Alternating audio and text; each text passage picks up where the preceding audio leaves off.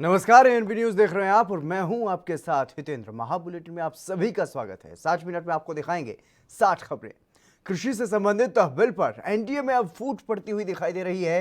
केंद्रीय मंत्री हरसिमरत कौर बादल ने केंद्रीय मंत्रिमंडल से इस्तीफा दे दिया है। हरसिमरत कौर बादल ने मोदी सरकार में वो अकेली अकाली दल का एकमात्र प्रतिनिधि थी और आपको बता दें कि हरसिमरत कौर बादल ने ट्वीट करके ये लिखा है कि मैंने किसान विरोधी कानून के विरोध में केंद्रीय मंत्रिमंडल से इस्तीफा दे दिया है और किसानों के साथ उनकी बेटी और बहन के रूप में खड़े होने का मुझे गर्व है।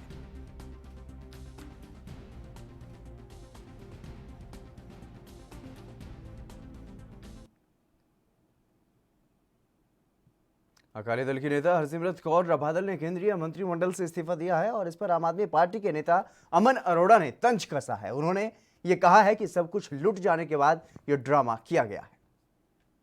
ਤੇ ਜਦੋਂ ਕਿਸਾਨ ਇਹਨਾਂ ਦੇ ਬਹਿਕਾਵੇ ਦੇ ਵਿੱਚ ਨਹੀਂ ਆਏ ਹੈਗੇ ਤੇ ਉਸ ਤੋਂ ਮਗਰੋਂ ਐਂਡ ਮੌਕੇ ਤੇ ਉੱਪਰ ਆਪਦੇ ਸ਼੍ਰੋਮਣੀ ਅਕਾਲੀ ਦਲ ਦੀ ਹੋਂਦ ਬਚਾਉਣ ਦੇ ਲਈ ਇਹਨਾਂ ਨੇ ਯੂਟਨ ਜਿਸ ਤਰੀਕੇ ਦੇ ਨਾਲ ਲਿਆ, ਮੈਂ ਸਮਝਦਾ ਕਿ ਹੁਣ ਚੀਚੀ ਦੇ ਉੱਪਰ ਖੂਨ ਲਾ ਕੇ ਸ਼੍ਰੋਮਣੀ ਅਕਾਲੀ ਦਲ ਸ਼ਹੀਦ ਬਣਨ ਨੂੰ ਫਿਰਦਾ ਹੈ। ਇਹ ਇਹਨਾਂ ਨੂੰ ਵੀ ਪਤਾ ਹੈ, ਉਹ ਸਮੁੱਚਾ ਪੰਜਾਬ ਵਿੱਚ ਸਮਝ ਚੁੱਕਿਆ, ਕਿਸਾਨ ਸਮਝ ਚੁੱਕੇ ਕਿ ਜੇ ਸ਼੍ਰੋਮਣੀ ਅਕਾਲੀ ਦਲ ਸਹੀ ਮਾਇਨੇ ਦੇ ਵਿੱਚ ਕਿਸਾਨਾਂ ਦੇ ਨਾਲ ਖੜਨਾ ਚਾਹੁੰਦਾ ਸੀ और अपनी भाईचारक और सियासी सांझ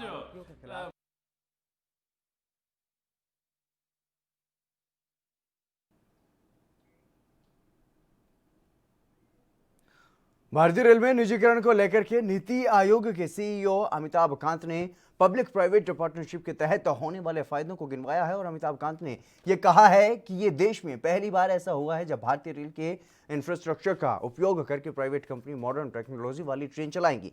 यह भारतीय रेलवे के साथ साथ निवेशकों के लिए भी एक बड़ी जीत है और इसके साथ ही कांत ने यह भी कहा है कि क्वालिटी ट्रेन सेवाएं, नई तकनीक और वैल्यू एडेड सेवाएं यूजर्स के अनुभव को भी बढ़ाएंगी। और इसके साथ ही उन्होंने ये कहा है कि हम 109 रेल मार्गों को देख रहे हैं जिसके लिए 151 ट्रेनों की आवश्यकता है जिन्हें 12 समूहों में विभाजित किया गया है और इसके लिए हम पारदर्शी तरीके से बोली प्रक्रिया का आयोजन करेंगे। और उन्होंने ये भी कहा है कि जिस निजी क्षेत्र के निवेश को हम देख रहे हैं वो लगभग 30,000 करोड़ रुपए का है। और इस दौरान रेलवे बोर्ड के चेयरमैन ने ये कहा है कि मार्च 24 तक हाई डेंसिटी रूट्स पर डबलिंग, ट्रिपलिंग और इलेक्ट्रिफिकेशन का काम भी पूरा कर लिया जाएगा। और उन्होंने ये भी बताया कि गांधीनगर और हबीबगंज स्टेशन दिसंबर 2020 तक दोबारा से बना लिए जाएंगे। पार्टनरशिप है कि रेलवे के इंफ्रास्ट्रक्चर पे कोई आकर ट्रेन चलाएगा तो और कुछ समय के लिए चलाएगा और उस समय के बाद वो ट्रेन प्राइवेट, क्योंकि बीओटी है, बिल्ड ऑपरेट ट्रांसफर है, वो चला के उतने साल के बाद वो ट्रेन वापस रेलवे को देगा, उतने साल में वो ऑपरेट करेगा और उससे होगा क्या कि वो नई टेक्नोलॉजी लाएगा जो कि हमारे देश में आवश्यक है। इसी तरह जब बैंक्स खुले तो बाहर के बैंक्स आए तो ये थोड़ी ना हुआ कि प्राइवेट बैंक्स आए, एचडीएफसी आया, कोटक महिंद्रा आया, आईसीआईसी आया। इसका मतलब ये थोड़ी ना हो गया कि एसबीआई बंद हो गए। इसका मतलब ये है कि कंपटीशन हुआ, कंपटीशन में से इम्प्रूवमेंट हुआ और कंपटीशन। यूपी के मुख्यमंत्री योगी आदित्यनाथ ने प्रधानमंत्री नरेंद्र मोदी के जन्म दिवस के उपलक्ष्य में अपने कर्मस्थली गोरखपुर में दिव्यांगजनों को ट्राईसाइकिल, व्हील चेयर, स्मार्टफोन के साथ अन्य उपकरणों का वितरण भी वहां पर किया गया। और इस अवसर पर उन्होंने लाभार्थियों के साथ कार्यक्रम में मौजूद सभी लोगों को संबोधित किया। गोरखनाथ मंदिर स्थित वृद्धाश्रम में 110 दिव्यांगजनों को कृत्रिम उपकरण देने के बाद मुख्यमंत्री उपस्थित लोगों को संबोधित कर रहे थे और शारीरिक दूरी बनाकर आयोजित कार्यक्रम में मुख्यमंत्री ने यह कहा है कि प्रधानमंत्री नरेंद्र मोदी ने दिव्यांग शब्द देकर के दिव्यांगजनों को सम्मान दिलाया है और उनके जन्मदिन पर आज सभी जिलों में दिव्यांगजनों को उपकरण वितरित किए जा रहे हैं। और पीएम मोदी की ही ये देन है कि आज देश योग गुरु के रूप में विश्व मंच पर स्थापित हुआ है और गरीबों को आवास, शौचालय, रसोई गैस सिलेंडर, बिजली कनेक्शन जैसी सुविधाएं मिलने से ये कहा जा सकता है कि विकास अंतिम व्यक्ति तक पहुंच रहा है। जानते हैं कि दिव्यांग जन शब्द भी प्रधानमंत्री जी की देन है।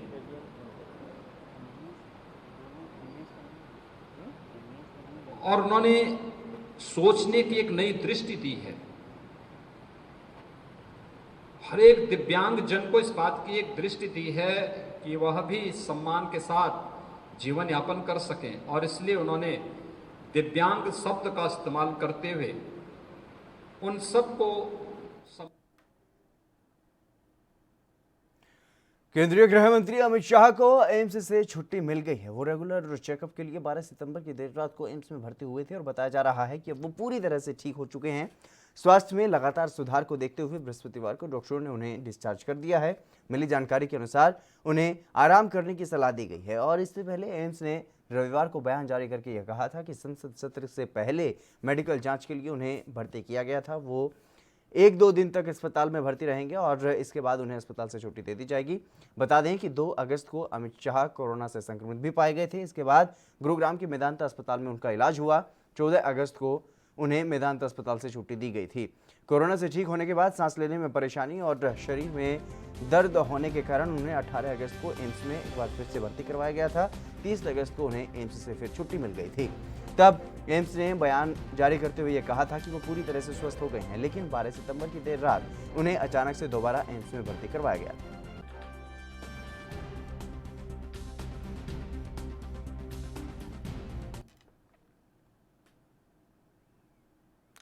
सुशांत केस में मुखर रही बॉलीवुड एक्ट्रेस कंगना रनौत लगातार चर्चा में बनी हुई हैं और कंगना शिवसेना के खिलाफ लगातार मोर्चे पर डटी हुई हैं। इसी कड़ी में आज उन्होंने कुछ तस्वीरें ट्वीट की हैं। इन तस्वीरों में बीएमसी की तोड़फोड़ में ध्वस्त कंगना के दफ्तर की बर्बादी की कहानी बयान है। आप भी देखिए ये तस्वीरें और सोचिए कि अगर सरकारें बदला लेने की ठान लें तो फिर हश्र क्या होता है।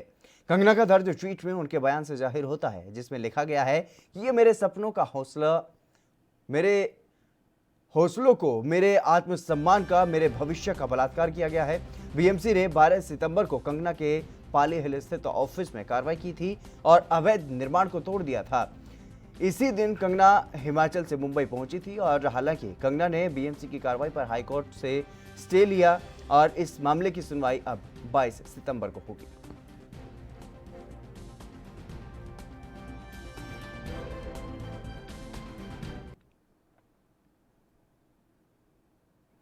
हरियाणा की सियासत में इन दिनों टोहाना से विधायक देवेंद्र बबली का बयान चर्चा का विषय बना हुआ है। देवेंद्र बबली के बयान पर दिग्विजय चौटाला की प्रतिक्रिया भी सामने आई है।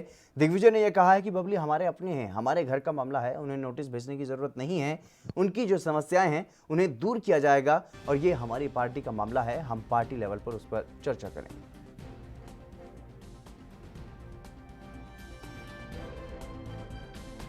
किसानों पर अगर कोई भी लाठी चली है तो किसानों पर नहीं, वो चौधरी देवीलाल जी के परिवार पर चली है। हम किसान के घर में जन्मे हैं और किसानों की भावना को अच्छी तरह जानते हैं। किसानों पर कोई पीड़ा हुई और अगर किसी को यह लगता है कि वो दुष्यंत की बदौलत हुई, जिसमें दुष्यंत का फिर भी कोई रोल नहीं है, और आप भी इस बात को सभी मान रहे हैं जितने लोग यहां बैठे हैं, मैं फिर भी ये कहता हूं, अगर किसी को यह लगता है कि किसी को लाठी लगी, चाहे वो उसमें किसी भी भावना से शामिल था, चाहे वो असली किसान था या वो कांग्रेस का प्रोजेक्टेड था, मैं फिर ये कहूंगा, किसी किसान को लाठी लगी तो वो हमें लाठी लगी, हम उसके लिए खुल करके उनको अपने गले लगाते हैं और उनसे माफी मांगते हैं। अगर किसी को भी लाठी लगी, मैंने कहा किसी भी किसान को अगर लाठी लगी तो वो हमें लाठी लगी, और किसी को ये लगता है कि वो उसमें कहीं कोई भावना हमारी गलत है, हमारी तो गलत नहीं है, मगर फिर भी किसी को पीड़ा हुई तो हम माफी मांगते हैं।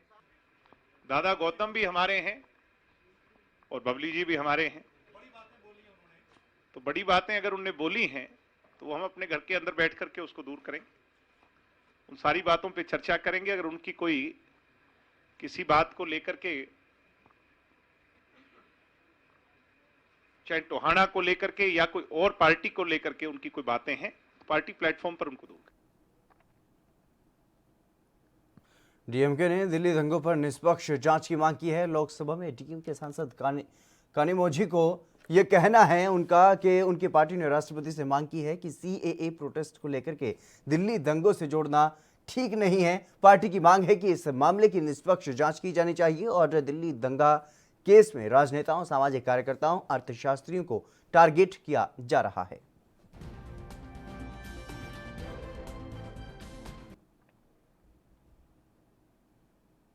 केरल में गोल्ड स्मगलिंग केस को लेकर के सियासी बवाल का सिलसिला जारी है। विपक्षी दल इस मुद्दे पर लगातार राज्य की विजिलेंस सरकार को घेर रहे हैं। तिरुवनंतपुरम में बीजेपी कार्यकर्ताओं ने सेक्रेटरीट के पास जोरदार प्रदर्शन किया और हायर एजुकेशन मिनिस्टर केटी जलील के इस्तीफे की मांग की गई है। और वहीं कोच्चि में कांग्रेस कार्यकर्ता सड़क पर उतर गए और कांग्रेस के कार्यकर्ताओं ने एनआईए के दफ्तर के बाहर प्रोटेस्ट किया और विरोध को शांत करने के लिए पुलिस को कांग्रेस कार्यकर्ताओं को हिरासत में लेना पड़ा।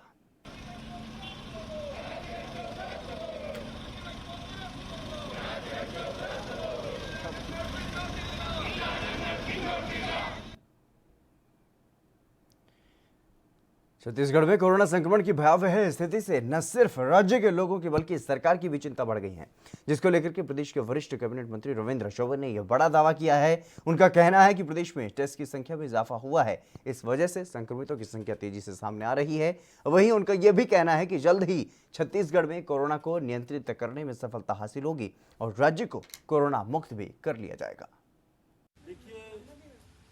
कस्बाओं में और छोटे तहसील और ब्लॉक के मुख्यालयों में स्थानीय स्तर पर कंटेनमेंट जोन घोषित करके प्रकरण बढ़ते जा रहे हैं, तो लोगों ने लॉकडाउन का दूसरा स्वरूप उन्होंने ग्राह्य किया हुआ है और उस स्वरूप में बहुत सारे विकासखंड मुख्यालय, तहसील मुख्यालय बंद हैं। लेकिन एयरपोर्ट पूरे खुले हुए हैं, ट्रेन सारी चलाई जा रही हैं, तो आप लॉकडाउन किस तरीके से कर सकते हैं?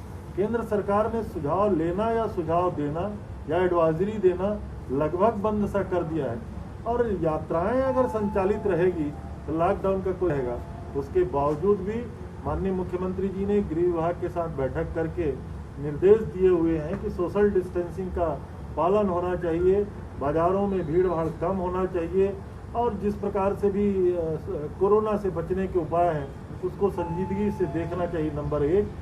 और दूसरा, बढ़ते हुए हालात में कल ही माननीय मुख्यमंत्री जी ने जैन समाज के द्वारा 200 बेड की जो व्यवस्था किया गया उसका उद्घाटन किए हैं और अन्य सामाजिक, राजनीतिक और इस क्षेत्र में काम करने वाले अन्य संगठनों से भी लगातार हम अपील कर रहे हैं कि कोरोना से निपटने के लिए हमको। चलिए फिलहाल रुकेंगे एक छोटे से ब्रेक के लिए, जल्द हाजिर होंगे।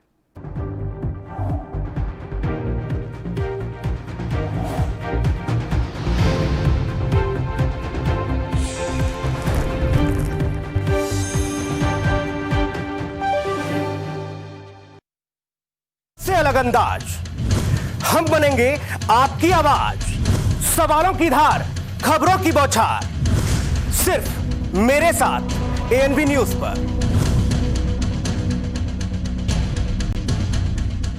ग्राम प्रधान पति स्वराज सिंह, ग्राम भूलनी, तहसील बेहट, जिला सहारनपुर की ओर से भारत के यशस्वी प्रधानमंत्री श्री नरेंद्र मोदी जी को जन्म दिवस की हार्दिक शुभकामनाएं।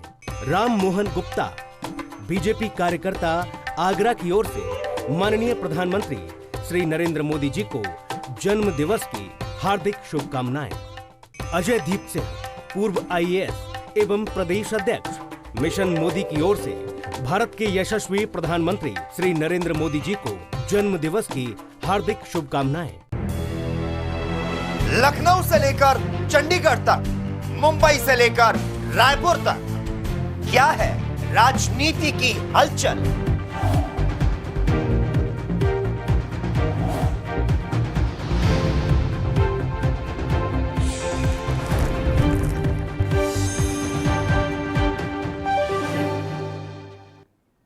ब्रेक के बाद एक बार फिर से आप सभी का स्वागत है। खबरों में आगे बढ़ेंगे। छत्तीसगढ़ के बलरामपुर जिले के शंकरगढ़ विकासखंड का वन परिक्षेत्र डी खुर्द के ग्राम जजीवा के सैकड़ों ग्रामीणों ने कोरवा जनजाति के लोगों को गलत तरीके से वन भूमि पट्टा दिए जाने का विरोध किया है। दरअसल पूरा मामला वन परिक्षेत्र शंकरगढ़ के डी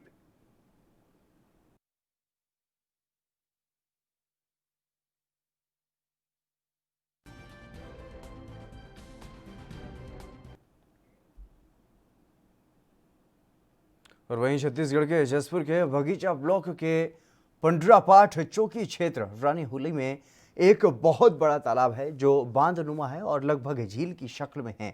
वहीं घटना के संबंध में चौकी प्रभारी पंडरापाठ जगसाय पैंकरा ने यह बताया है कि नहाते वक्त युवक बांध में डूबते हुए देखा गया, जिसके बाद ग्रामीणों ने इसकी सूचना पुलिस को दी और स्थानीय स्तर पर कोशिशों के बाद तैराकों और एनडीआरएफ की टीम ने युवक को खोजने में मशक्कत की, पर अभी भी युवक का पता नहीं चल पाया है। और वहीं चौकी प्रभारी ने यह भी बताया है कि झील गहरी होने की वजह से चट्टानों में गुफा होने की बात भी कही जा रही है, जहां पर युवक के फंसने की आशंका ग्रामीणों ने जताई है।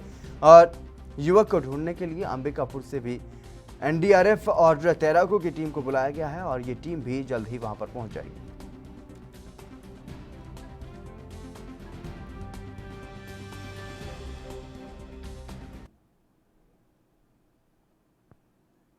यूपी के हरदोई में ट्रैफिक पुलिस दुरुस्त करने को लेकर के पुलिस ने निरीक्षण किया है और दरअसल पुलिस अधीक्षक अनुराग वत्स ने शहर भ्रमण किया और हरदोई शहर में ट्रैफिक व्यवस्था को दुरुस्त करने के लिए विभिन्न चौराहों पर जाकर निरीक्षण किया गया और पुलिस अधीक्षक ने ट्रैफिक इंचार्ज और विभिन्न कर्मचारियों को ट्रैफिक व्यवस्था दुरुस्त रखने के लिए आवश्यक निर्देश दिए।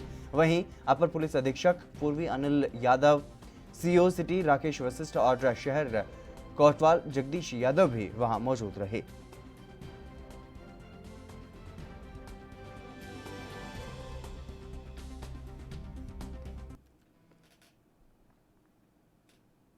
जहां एक और विपक्षी पार्टियां सरकार द्वारा किसानों के लिए जारी किए गए अध्यादेश का विरोध कर रही हैं, वहीं हिसार के लघु सचिवालय में जिले के करीब 40 गांव के किसानों ने अध्यादेश का समर्थन करते हुए जिला उपायुक्त को ज्ञापन सौंपा है और ये अपील की है कि सरकार तीनों अध्यादेश को कानून के रूप में किसानों के बीच में जल्द से लाए।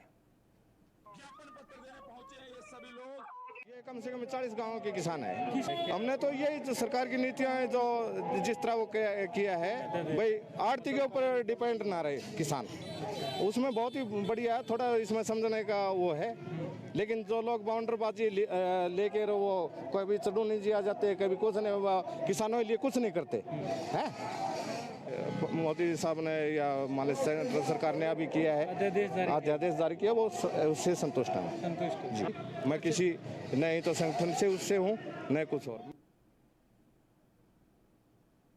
उत्तराखंड सचिवालय में अनुसचिव के पद पर कार्यरत हरि सिंह की कोरोना संक्रमण से मौत हो गई है और ऋषिकेश के एम्स अस्पताल में उनका इलाज चल रहा था। मुख्यमंत्री त्रिवेंद्र सिंह रावत ने उनके निधन पर गहरा शोक व्यक्त किया है। बता दें कि हरि सिंह की तैनाती खनन विभाग में थी और उसमें कोरोना संक्रमण के लक्षण मिलने पर 9 सितंबर को उन्हें एम्स में भर्ती करवाया गया था और एम्स में जांच पड़ताल में उनका कोरोना सैंपल पॉजिटिव आया। बुधवार सुबह एम्स में ही उन्होंने आखिरी सांस ली और डॉक्टरों ने अपने स्तर से भरसक प्रयास किए, लेकिन हरि सिंह को बचाया नहीं जा सका। हरि सिंह राज्य के कैबिनेट मंत्री सतपाल महाराज के काफ़ी करीबी थे और वो उनके ओएसडी भी रहे और सतपाल महाराज की पत्नी अमृता रावत जब पर्यटन मंत्री थी तब हरि सिंह उनके जनसंपर्क अधिकारी रहे थे और उनके निधन पर सचिवालय के कर्मचारियों के बीच शोक का माहौल है। मुख्यमंत्री त्रिवेंद्र सिंह रावत ने हरि सिंह के निधन पर गहरा शोक जताया है और उन्होंने दिवंगत आत्मा के लिए ईश्वर से शांति और शोक संतृप्त परिवारजनों को धैर्य प्रदान करने की प्रार्थना की है।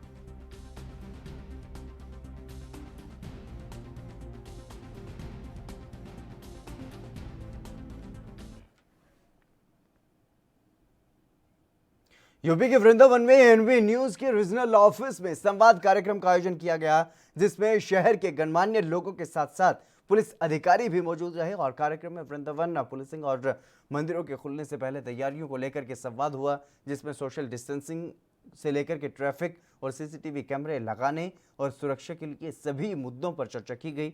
अपनी अपनी बात को सभी मेहमानों ने रखा और सभी ने एएनबी न्यूज़ और चैनल के स्टेट हेड नीरज सिंह को एक अच्छी पहल के लिए धन्यवाद भी दिया और कार्यक्रम में पुलिस अधीक्षक नगर उदय शंकर सिंह, क्षेत्राधिकारी सदर राकेश कुमार तिवारी और भाजपा महिला मोर्चा की प्रदेश महामंत्री सुषमा अग्रवाल, ममता भारद्वाज, मदन गोपाल शर्मा, रामविलास चतुर्वेदी, उदयन शर्मा, विनय गोस्वामी, प्रदीप बनर्जी, सत्यपाल यादव, कुशल यादव और वृंदावन कोतवाल अनुज कुमार भी मौजूद रहे।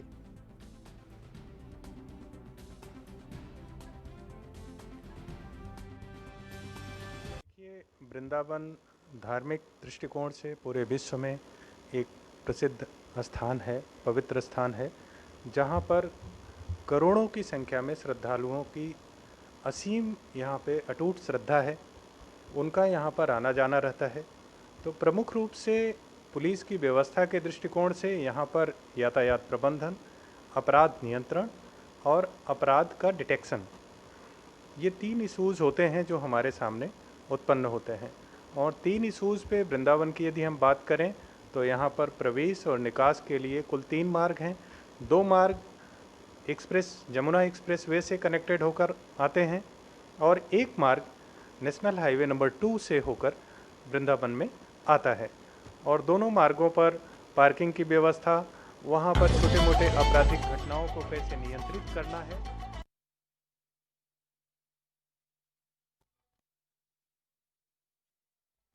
क्राइम प्रिवेंशन के दृष्टिकोण से।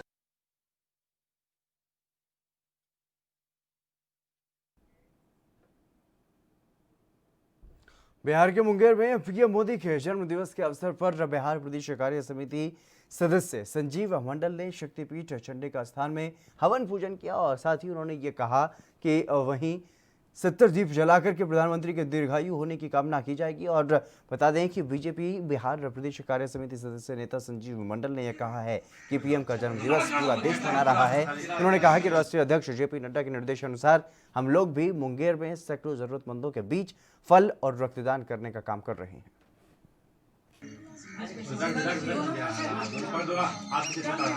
हम लोग जो है उनका आज जन्मदिन है उनका, और इसी अवसर पर हम लोग उनको जन्म सप्ताह के रूप में हम लोग मना रहे हैं। इस कड़ी में हम लोगों ने कल जो है मंदिर की सफाई किया और आज जो है हम लोगों ने सभी कार्यकर्ताओं का एक साथ एकत्रित करके यहाँ पर हवन कार्यक्रम किया है। इसके बाद हम लोग आज ब्लड डोनेशन का काम करेंगे और यह कार्यक्रम जो है पूरे 1 सप्ताह तक चलेगा। और हम लोग कामना करते हैं कि हमारे प्रधानमंत्री जी का आयु लंबी हो, दीर्घायु हो और सफल हो, और जो हमारे देश का जो है। चलिए फिलहाल रुकेंगे एक छोटे से ब्रेक के लिए, जल्द हाजिर होंगे।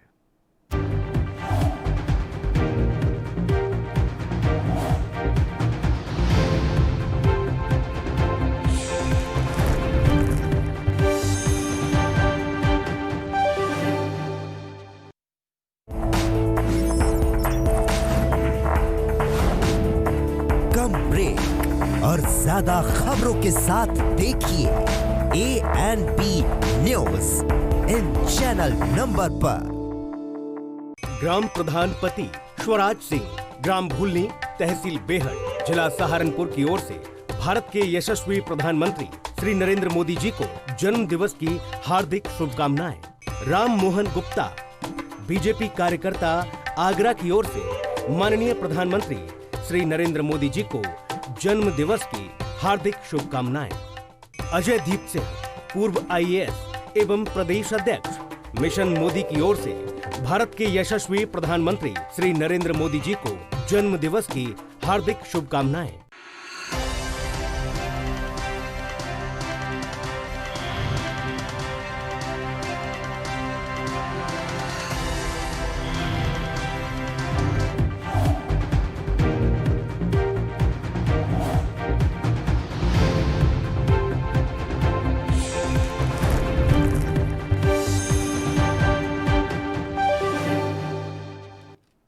ब्रेक के बाद एक बार फिर से आप सभी का स्वागत है। खबरों में आगे बढ़ेंगे। यूपी में दबंगों का कहर थमने का नाम नहीं ले रहा है। दरअसल मामला एटा के ऊंचा गांव का है, जहां पर परिवार के ही दबंगों ने घरेलू विवाद में बुजुर्ग के दोनों लड़कों को झूठा फंसा करके 1 महीने पहले जेल में भिजवा दिया। और जेल में बंद पिता जब अपने बेटों की जमानत की पैरवी के लिए निकला तो दबंगों ने बुजुर्ग की लाठी डंडों से हमला करके जमकर पिटाई कर दी। और वहीं परिजनों ने बुजुर्ग को घायल अवस्था में अस्पताल में एडमिट करवाया है, जहां पर चिकित्सकों ने उनकी हालत को गंभीर देखते हुए जिला अस्पताल रेफर कर दिया। वहीं पुलिस को शिकायत की गई, लेकिन उसके बाद भी पुलिस ने आरोपियों पर कोई कार्रवाई अभी तक नहीं की है। घायल और उनके परिजनों को ये दबंग अभी भी जान से मारने की धमकी दे रहे हैं। मेरे भाई के साथ में हुआ जी। परसों मेरा भाई समर पे गया था, तो लालू, विक्की और अमित ये तीनों आए, वो कमरे में थे, समर बंद कर रहे थे। तो आ करके इनने उनको तमंचा, एक ने तमंचा लगाया उस पर, दोनों भाइयों ने आके, विक्की और अमित, इनने आके उनको बहुत मारा पीटा, मतलब मारने के ही इरादे से लेके आए। क्या वजह? हमारे पापा जी को मतलब मारा पीटा मेरे चाचा के भाई लड़कों ने, जो कुछ कार्रवाई जांच वगैरह कुछ नहीं वो हो रही है, इसलिए यहाँ आई हैं यही कहने के लिए कि हमारी कार्रवाई ठीक तरीके से करवाई जाए। घर में मैं मेरे मध्य प्रदेश के भोपाल में प्रधानमंत्री नरेंद्र मोदी के 70वें जन्मदिन के मौके पर बेरोजगार युवकों ने विरोध प्रदर्शन किया। दरअसल कांग्रेस विधायक आरिफ मसूद के नेतृत्व में बेरोजगार युवाओं ने राजधानी के नीलम पार्क में प्रदर्शन किया है और वहीं कांग्रेस विधायक आरिफ मसूद ने बीजेपी पर जमकर निशाना साधा और कहा कि जब देश का युवा बेरोजगार हो तो ऐसे में पीएम मोदी का जन्मदिन साप्ताहिक सेवा के रूप में मनाना देश के लिए सबसे बड़ा दुर्भाग्य है।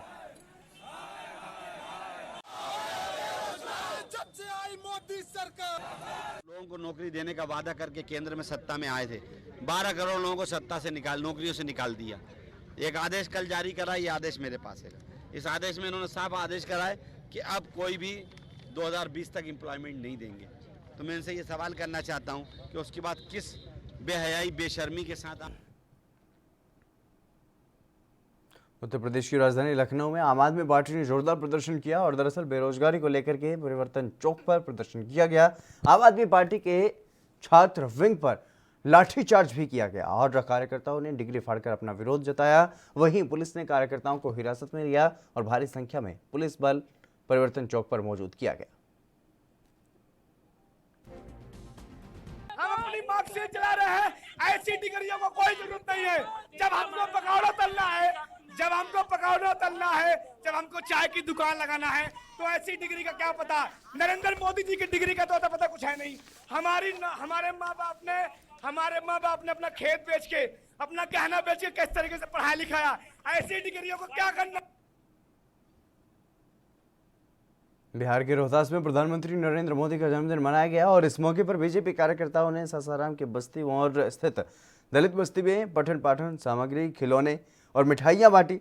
बता दें कि बीजेपी के व्यावसायिक प्रकोष्ठ के जिला अध्यक्ष संजय कश्यप के नेतृत्व में कार्यक्रम का आयोजन किया गया और इसी दौरान जिला अध्यक्ष संजय कश्यप ने यह बताया कि पीएम मोदी की चिरायु होने की कामना के साथ लोग सेवा में लगे हुए हैं और उनके जन्म दिवस को सेवा दिवस के रूप में मनाया जा रहा है।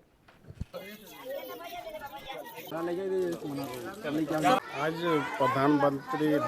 भारत के प्रधानमंत्री के जन्म दिवस के अवसर पर हम लोगों ने महादलित बस्ती में जाकर बच्चों को मतलब प्रधानमंत्री के बारे में हमने जन्मदिन के बारे में बताया और उनके कार्यक्रम के तहत सेवा सप्ताह के दौरान हम लोग मनाने का निर्णय लिया गया।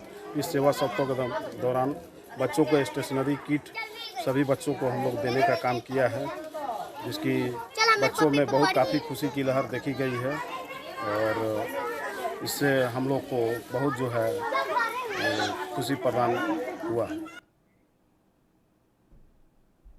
चलिए यहाँ रुकेंगे एक छोटे से ब्रेक के लिए, जल्द हाजिर होंगे।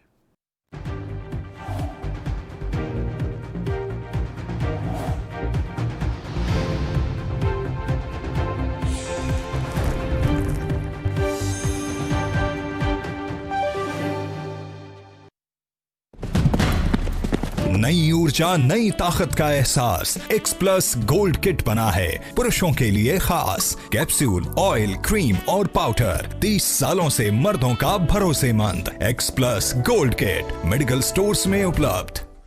ग्राम प्रधान पति स्वराज सिंह, ग्राम भूलनी, तहसील बेहट, जिला सहारनपुर की ओर से भारत के यशस्वी प्रधानमंत्री श्री नरेंद्र मोदी जी को जन्म दिवस की हार्दिक शुभकामनाएं।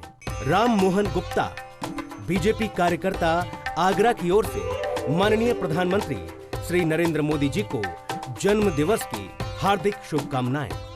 अजय दीप सिंह, पूर्व आईएएस एवं प्रदेश अध्यक्ष, मिशन मोदी की ओर से भारत के यशस्वी प्रधानमंत्री श्री नरेंद्र मोदी जी को जन्म दिवस की हार्दिक शुभकामनाएं। लखनऊ से लेकर चंडीगढ़ तक, मुंबई से लेकर रायपुर तक, क्या है राजनीति की हलचल, क्या है समाज का मिजाज। राजधानी लाइव, हमारी नजर, आपका फैसला, हर रोज सुबह 8 बजे सिर्फ ANP न्यूज पर।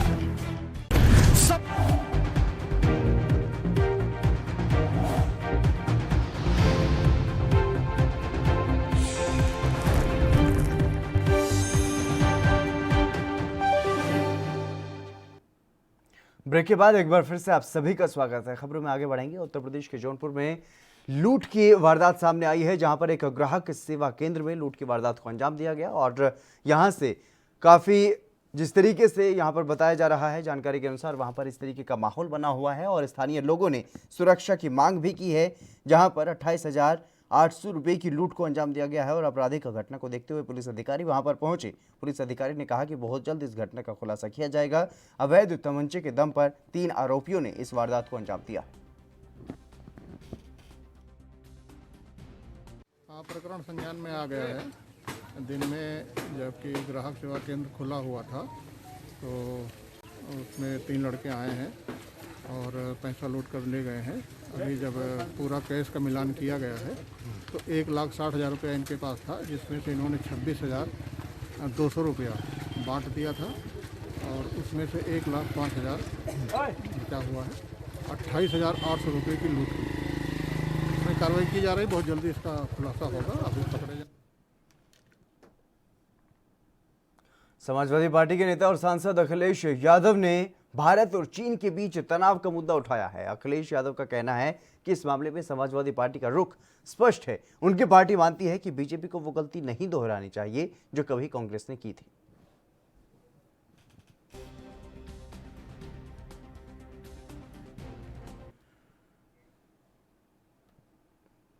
प्रदेश में तेज रफ्तार का कहर थमने का नाम नहीं ले रहा है और इस रफ्तार की चपेट में आने से मासूमों की जान जा रही है। ऐसा ही ताजा मामला उन्नाव से सामने आया है, जहां पर लखनऊ आगरा एक्सप्रेस वे पर रफ्तार का कहर देखने को मिला है। दरअसल अनियंत्रित होकर बीच सड़क पर प्राइवेट बस पलट गई और इस हादसे में एक की मौत हो गई और 15 से ज़्यादा लोग घायल बताए जा रहे हैं। बताया यह भी जा रहा है कि बस दिल्ली से गोरखपुर जा रही थी और इसी बीच बड़ा हादसा हो गया। फिलहाल पुलिस ने शव को कब्जे में लेकर पोस्टमार्टम के लिए भिजवाया है और घायलों का अस्पताल किया जा रहा है। हम लोगों ने देखा है आप आगे बैठे थी ड्राइवर के आसपास में? नहीं, ड्राइवर के पीछे थी, जो फ्रंट वाली सीट रहती है उसपे मैं आगे ही बैठी। क्या देखा आपने वहाँ? देखा था ये दोनों ना सीट चेंज कर रहे थे, तभी ये हादसा हुआ है। कैसे सीट चेंज कर रहे थे? एक तो उठ के चला गया था, दूसरा आ रहा था, तब हुआ है ये। चलती गाड़ी में? हाँ, चलती गाड़ी। गाड़ी चल रही थी? गाड़ी चल रही थी, मेरे हस्बैंड ने खुद देखा है। अच्छा। वो एकदम आगे ही बैठे हुए थे और उसमें ड्राइवर चेंज हो रहे थे? हाँ, ड्राइवर तो तुरंत भाग गया, जो चला रहा था जिसने चेंज किया था वो तुरंत भाग गया और 10-15 मिनट बाद गया है जो अंदर था हम लोग के पास। तो पहला काम इसने गलती करी, इसने आगरा में दारू पिया था, ड्राइवर ने कंडक्टर ने दोनों ने।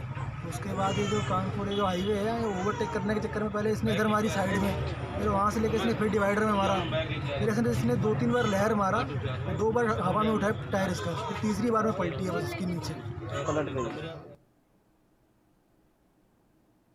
कर्नाटक के कलबुर्गी में कल्याण कर्नाटक का फेस्टिवल चल रहा है और इस महोत्सव की धूम देखने लायक है। ये तस्वीरें कलबुर्गी की हैं, जहां पर महोत्सव में शिरकत के लिए राज्य के मुख्यमंत्री BS येदियुरप्पा भी पहुंचे और जोर शोर से आयोजन में हिस्सा लिया।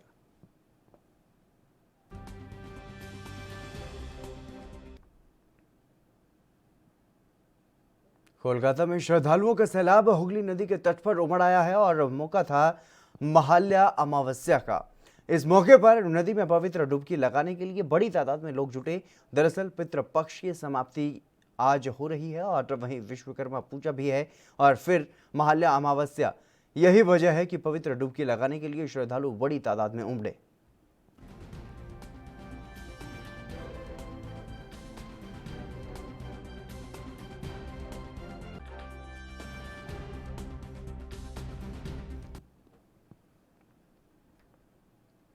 किसानों पर केंद्र सरकार के बिल का मुद्दा सियासी बवाल की वजह बन गया है और कई पार्टियां इसके विरोध में हैं। अब नेशनल कॉन्फ्रेंस भी इसके विरोध में कूद पड़ी है और पार्टी के सांसद फारूक अब्दुल्ला ने यह कहा है कि यह बिल किसानों की मुसीबतें बढ़ाएंगे और किसानों को बचाने के लिए इस बिल पर फिर से गौर करने की जरूरत है।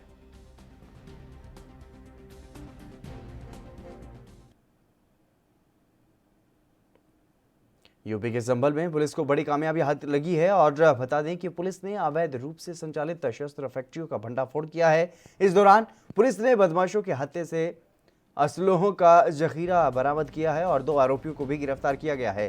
पुलिस अधीक्षक यमुना प्रसाद ने यह बताया है कि प्रधानी के चुनाव होने वाले हैं और इस वजह से इन हथियारों की मांग बढ़ गई है। और ये लोग डिमांड के अनुसार अवैध शस्त्रों को तैयार करते थे और 4,000 से लेकर के 10,000 रुपए में हथियारों को बेचते हैं। फिलहाल पुलिस आगे की कार्रवाई में जुट गई है।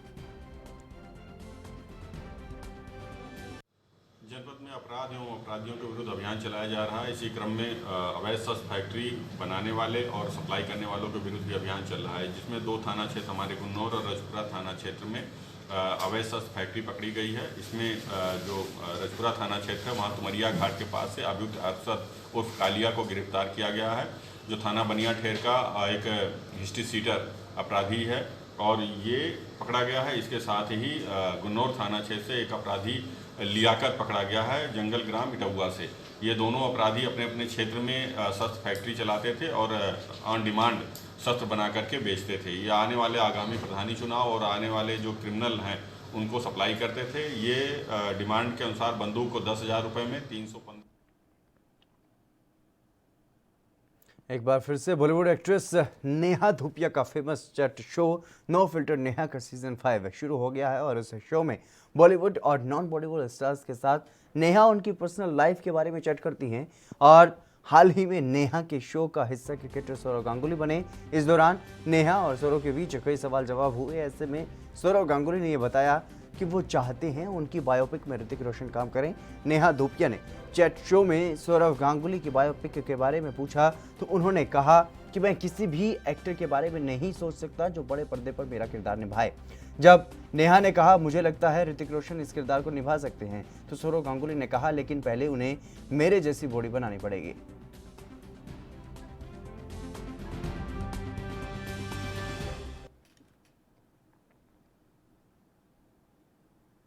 अब आपको शॉपिंग के बाद पेमेंट करने के लिए न किसी डेबिट कार्ड की ज़रूरत होगी और न ही मोबाइल फ़ोन की किसी ऐप की।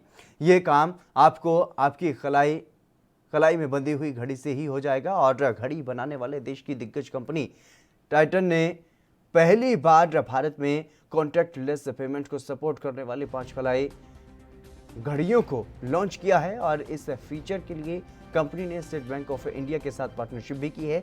शॉपिंग करने के बाद जब आप पेमेंट करने पहुंचेंगे तो आपको सिर्फ पीओएस मशीन के पास जाकर टैप करना है और ऐसा करते ही आपका कॉन्टैक्टलेस पेमेंट पूरा हो जाएगा।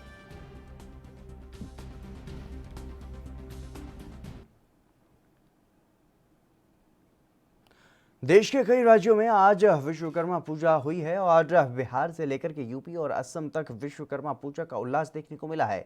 असम के गुवाहाटी में भी भगवान विश्वकर्मा की पूजा के लिए पंडाल सजाए गए और धूमधाम से पूजा अर्चना की गई। ये तस्वीरें असम के गुवाहाटी की हैं जिसमें आप देख सकते हैं लोग किस तरह से भगवान विश्वकर्मा की पूजा कर रहे हैं और वहां पर पूजा अर्चना के लिए जुटे हुए हैं।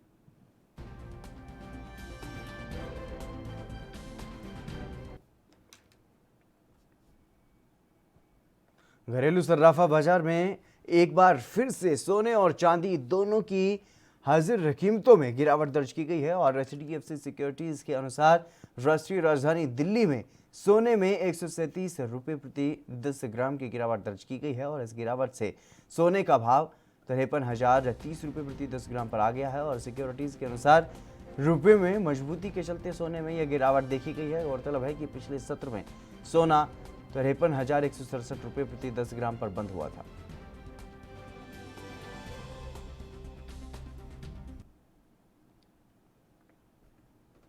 विपक्षी दलों के सांसदों ने संसद परिसर में आज केंद्र सरकार के खिलाफ प्रदर्शन किया है और संसद परिसर में महात्मा गांधी की प्रतिमा के पास जुटे विपक्षी सांसदों की मांग थी कि केंद्र राज्यों को बकाया GST पेमेंट फौरन भुगतान करे और विरोध जाहिर करने वाले सांसदों में TRS, TMC, RJD, आम आदमी पार्टी और NCP, समाजवादी पार्टी और शिवसेना के सांसद थे।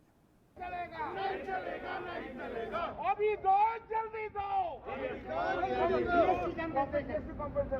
अभी दो, जल्दी दो। चीनी सेना के हमले के मंडराते हुए खतरे के बीच अमेरिका अब ताइवान को अवैध किला बनाने में जुट गया है और अमेरिका ताइवान को 7 बेहद घातक हथियार दे रहा है जिसमें क्रूज मिसाइल और ड्रोन विमान भी शामिल हैं। यही नहीं, अमेरिका के राष्ट्रपति डोनाल्ड ट्रंप प्रशासन ने चीन पर अपना दबाव और भी ज़्यादा बढ़ा दिया है। इससे पहले अमेरिका ने ये नीति बनाई थी कि वो ताइवान को ऐसे हथियार नहीं देगा जिससे चीन नाराज हो जाए। हालांकि हांगकांग संकट के बाद अब अमेरिका ने अपनी नीति को बदल दिया है और साल 2020 में डोनाल्ड ट्रंप प्रशासन ताइवान को लेकर के बेहद आक्रामक रुख अख्तियार कर रहा है और इन हथियारों की बिक्री से चीन के साथ उसके संबंध बेहद निचले स्तर तक पहुंच जाएंगे।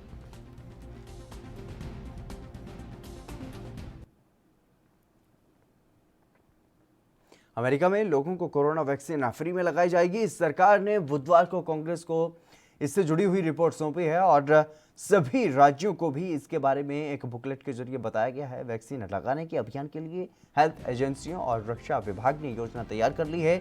इसके लिए अगले साल जनवरी या इस साल के आखिर तक अभियान शुरू किया जा सकता है और वैक्सीन के डिस्ट्रीब्यूशन का काम पेंटागन करेगा, लेकिन इसे लगाने का काम सिविल हेल्थ वर्कर्स करेंगे और भारतीय फार्मा कंपनी डॉक्टर रेड्डी को 10 करोड़ स्पुतनिक वैक्सीन बेचेगा। इसके लिए रशियन डायरेक्ट इन्वेस्टमेंट फंड के साथ डॉक्टर रेड्डी लेबोरेटरीज ने यह समझौता किया है।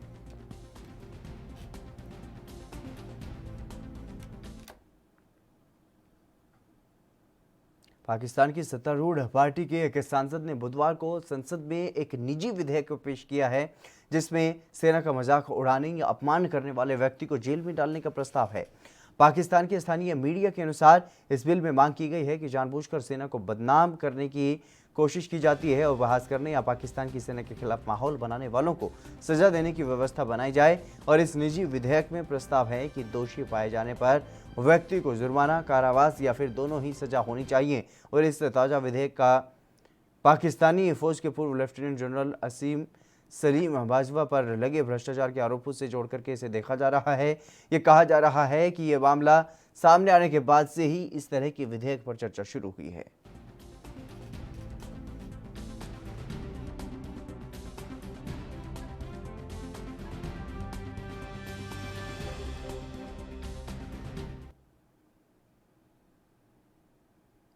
चलिए फिलहाल यहां पर रुकेंगे, एक छोटे से ब्रेक के लिए जल्द हाजिर होंगे।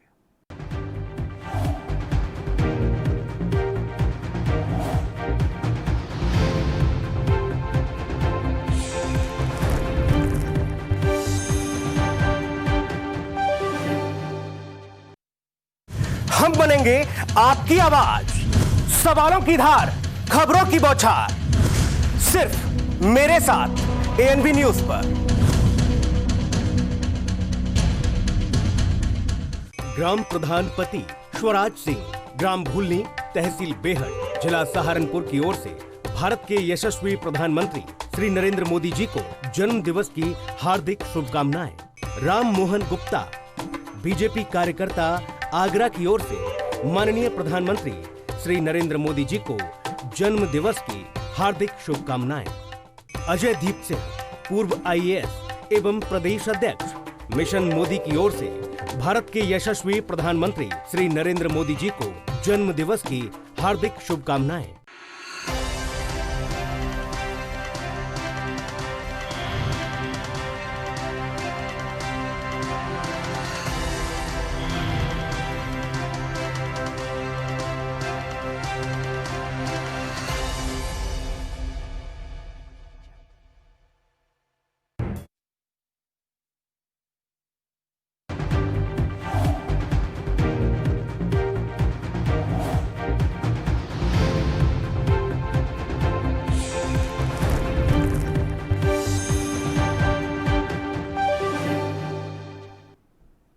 ब्रेक के बाद एक बार फिर से आप सभी का स्वागत है। खबरों में आगे बढ़ेंगे। पड़ोसी देशों के साथ संबंधों को लेकर के पूछे गए सवाल में केंद्रीय विदेश राज्य मंत्री वी मुरलीधरन ने यह कहा है कि भारत के किसी भी देश के साथ संबंध खराब नहीं है। दरअसल टीएमसी सांसद सौगात रॉय ने यह सवाल किया था। उन्होंने पूछा था कि क्या पड़ोसी देश जैसे कि नेपाल, चीन, बांग्लादेश, श्रीलंका, अफगानिस्तान और म्यांमार के साथ भारत के संबंध बिगड़े हैं। केंद्रीय मंत्री वी मुरलीधरन ने साफ साफ जवाब देते हुए कहा है कि नहीं, पूर्वी लद्दाख में भारतीय और चीनी सैनिकों में गतिरोध के बीच विदेश राज्य मंत्री वी मुरलीधरन ने अपने जवाब में यह कहा है कि चीन और 5 अन्य देशों के साथ संबंध बिगड़े नहीं हैं। रॉय ने यह भी पूछा कि चीन के उक्त 5 देशों में भी किसी के साथ अच्छे संबंध हैं या नहीं और भारत के पड़ोसी देशों के साथ सौहार्दपूर्ण रिश्तों के लिए क्या कदम उठाए गए हैं।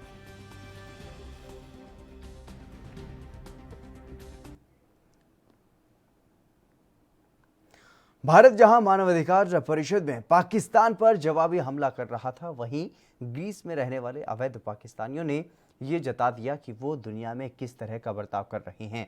ग्रीस में अवैध रूप से रहने वाले करीब 30 पाकिस्तानियों को क्रेट आइलैंड पर इसलिए गिरफ्तार कर लिया गया है क्योंकि ये वहां पर जहां काम करते थे वहां इनके खिलाफ व्यवहार से लोग परेशान थे और एथेंस में पाकिस्तानी दूतावास द्वारा मामले में दखल के बाद इनकी रिहाई हो सकी है। और हाल ही में पाकिस्तान द्वारा वर्क प्लेस पर यूनानी लड़की से छेड़छाड़ के बाद यूनानी लोगों ने टिम्पकी स्थित मस्जिद पर हमला किया जहां पर पाकिस्तानी श्रद्धालु जाते हैं और उन्होंने करीब 30 अवैध पाकिस्तानियों को बंधक बना लिया, जिनकी रिहाई के लिए पाकिस्तानी दूतावास को आगे आना पड़ा।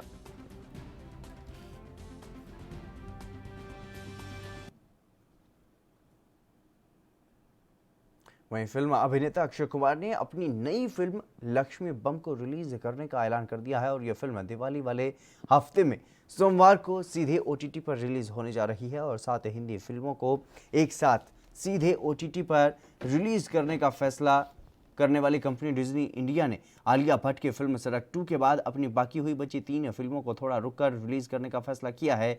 जानकारी के मुताबिक 19 सितंबर से शुरू हो रहे IPL की वजह से ही डिज्नी प्लस हॉटस्टार ने अपनी ही सहयोगी कंपनी फॉक्स स्टार इंडिया की बनाई हुई हिंदी फिल्म लक्ष्मी बम की रिलीज डेट को नवंबर तक के लिए टाल दिया है और इस फिल्म के आगे खिसकने के साथ ही इसके बाद कतार में लगी अजय देवगन की प्रोडक्शन कंपनी की film Bhuj the pride of India और द बिग बुल की रिलीज डेट भी आगे खिसक गई है।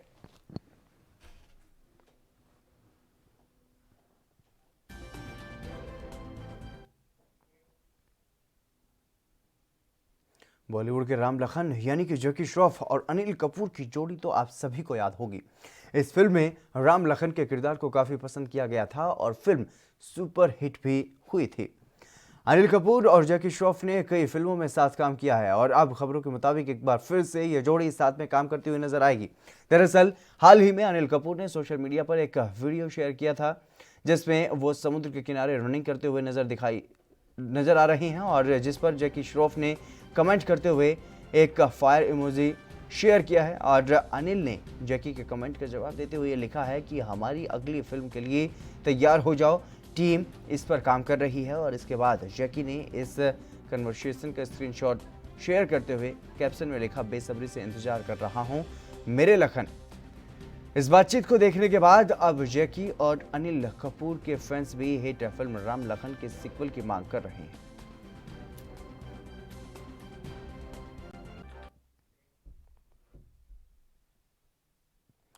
हिंदी सिनेमा के हीरो नंबर 1 रणवीर सिंह देश के सबसे बड़े सेलिब्रिटी ब्रांड एम्बेसडर में से एक हैं। उनकी फिल्में लगातार करोड़ों की कमाई के रिकॉर्ड बना रही हैं और रणवीर ने अब लोगों को घर बैठे शिक्षा मुहैया कराने का बीड़ा उठाया है। रणवीर सिंह ने एजियोरा के साथ मिलकर एक ऐप लॉन्च किया है। इस ऐप का मकसद विश्व स्तरीय तकनीक का इस्तेमाल कर भारत के हर कोने में किफ़ायती कीमत पर गुणवत्तापूर्ण शिक्षा उपलब्ध करवाना है और इस बारे में एजियोरा के ब्रांड एम्बेसडर बने रणवीर सिंह ने यह कहा है कि एजियोरा इस देश में हर बच्चे को अपना भाग्य बनाने की और छा जाने की आज़ादी देगा। भारत में हर बच्चे को अगर सही शिक्षा मिलती है तो वो सभी कठिनाइयों को पार कर अपनी आकांक्षाओं को पूरा जरूर कर पाएंगे।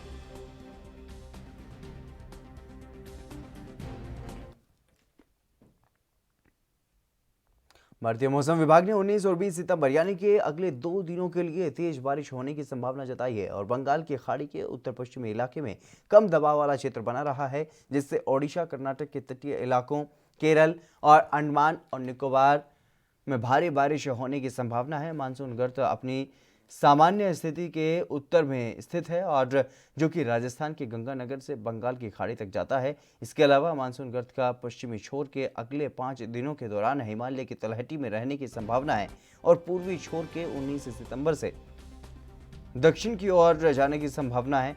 अगले 2 दिनों तक मौसम की स्थिति ऐसी ही बनी रहने की संभावना है और भारतीय मौसम विभाग ने इन क्षेत्रों में तेज बारिश पड़ने की संभावना जताई है और इस अनुकूल परिस्थितियों की वजह से अगले 3 दिनों तक आंध्र प्रदेश के तटीय इलाकों, तेलंगाना, केंद्रीय महाराष्ट्र और मराठवाड़ा, कर्नाटक के तटीय और उत्तरीय इलाके, केरल में काफ़ी ज़्यादा और तेज बारिश पड़ सकती है।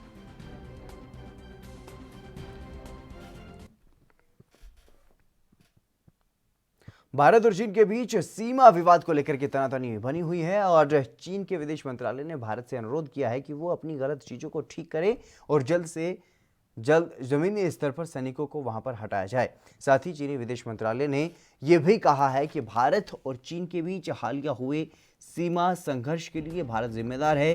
चीन के विदेश मंत्रालय के प्रवक्ता वांग वेनबिन ने बुधवार को मीडिया ब्रीफिंग में यह कहा है कि भारत के लिए यह जरूरी है कि वो अपनी गलत चीज़ों को तुरंत ठीक करे और जल्द से जल्द सैनिकों को हटाए और चीन भारत सीमा पर बने तनाव को कम करने के लिए ठोस कदम उठाए। चीनी अखबार ग्लोबल टाइम्स ने विदेश मंत्रालय के प्रवक्ता के हवाले से लिखा है कि उन्होंने कहा है कि चीन और भारत के बीच सीमा पर बने हुए तनाव के लिए चीन जिम्मेदार नहीं है और ये भारत है जिसने पहले द्विपक्षीय समझौतों का उल्लंघन किया है, अवैध रूप से उकसावे के लिए सीमा रेखा को पार किया है और एक तरफा रूप से सीमा क्षेत्र की यथास्थिति को बदल दिया है और चीनी सीमा पर सैनिकों को धमकी देने के लिए गोलियां भी चलवाई गई हैं। वहीं चीनी प्रवक्ता वांग ने यह कहा है कि चीन को उम्मीद है कि भारत दोनों देशों के नेताओं की महत्वपूर्ण आम सहमति का पालन करेगा, द्विपक्षीय संबंधों में उचित फोरम पर मतभेद के मुद्दों को रखेगा, मतभेदों को संघर्ष में बदलने से बचाएगा और उन परिस्थितियों से बचेगा जो स्थिति को आगे खराब कर सकती हैं।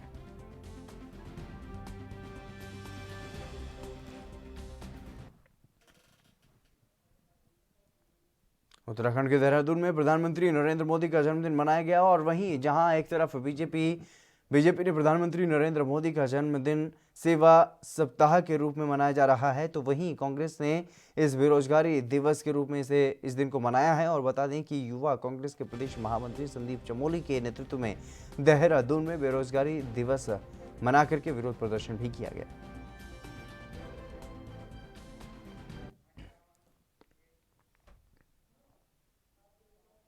तेलंगाना में एक डोगी के रेस्क्यू की तस्वीरें सामने आई हैं। काल बनी लहरों में फंसे हुए एक डोगी को बचाने के लिए होमगार्ड के जवान ने जान की बाजी लगा दी और ये घटना नागर कर्नूल की है। काफ़ी मशक्कत के बाद लहरों के पास फंसे हुए बेजुबान को बचाया गया। आप तस्वीरों में देख सकते हैं कि पानी के प्रचंड प्रहार के बीच किस तरीके से बेजुबान के लिए रेस्क्यू ऑपरेशन किया गया।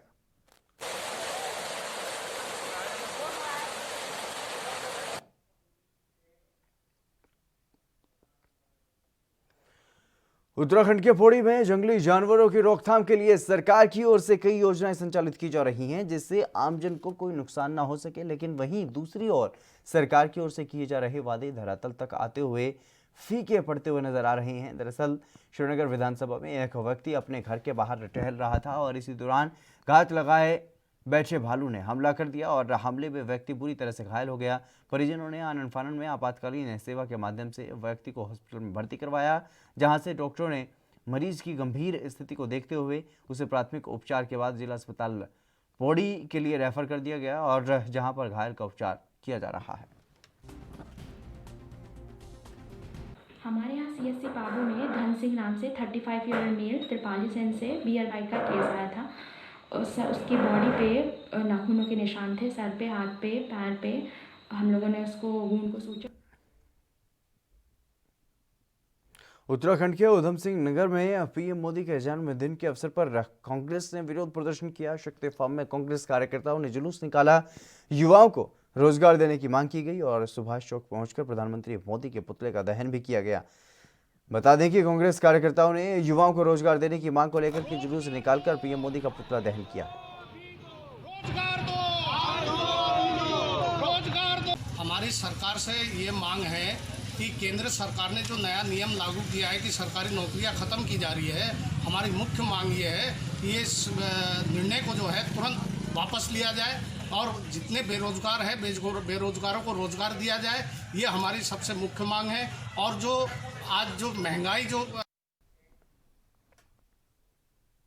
दुनिया में कोरोना महामारी का कहर लगातार बढ़ता ही जा रहा है और इस खतरनाक वायरस की चपेट में आकर संक्रमित होने वाले लोगों का वैश्विक आंकड़ा 3 करोड़ के पार पहुंच गया है। इस समय दुनिया में भारत महामारी का केंद्र बना हुआ है। हालांकि विश्व भर में अब तक जितने संक्रमित मिले हैं उनमें से करीब आधे मामले अकेले उत्तरी और दक्षिणी अमेरिका के हैं।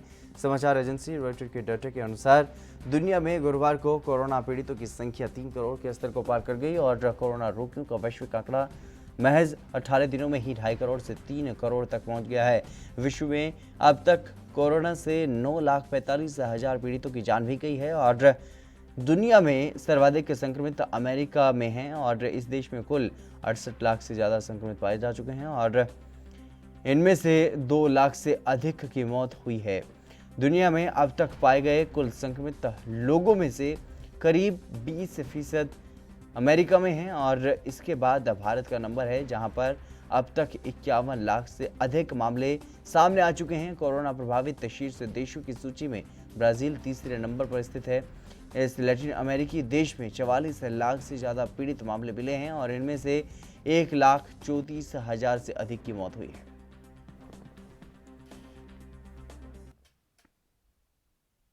कोरोना की वैक्सीन बनाने के लिए भारत समेत दुनिया के कई देशों में पूरी तेजी से काम चल रहा है और भारत में कोरोना वायरस की वैक्सीन को लेकर के जल्द ही खुशखबरी भी मिल सकती है। स्वास्थ्य मंत्री डॉक्टर हर्षवर्धन ने कहा है कि भारत भी अन्य देशों की तरह ही वैक्सीन बनाने के लिए पूरी तरह से प्रयास कर रहा है। हमें उम्मीद है कि अगले साल की शुरुआत में भारत में वैक्सीन उपलब्ध होगा। और स्वास्थ्य मंत्री ने यह भी कहा है कि बीते कुछ महीने से राज्य और केंद्र की सरकार कोरोना के खिलाफ जंग लड़ रही हैं। पीएम मोदी के नेतृत्व में पूरा देश मिलकर कोरोना की लड़ाई को लड़ रहा है। 7 जनवरी को विश्व स्वास्थ्य संगठन से सूचना मिली थी कि चीन में कोरोना का केस मिला है और हमने 8 जनवरी से बैठकें शुरू कर दी थी। इतिहास इस बात को लेकर के पीएम मोदी को याद करेगा कि कैसे लगातार 8 महीने तक उन्होंने कोरोना को लेकर के हर एक्शन पर नजर रखी है।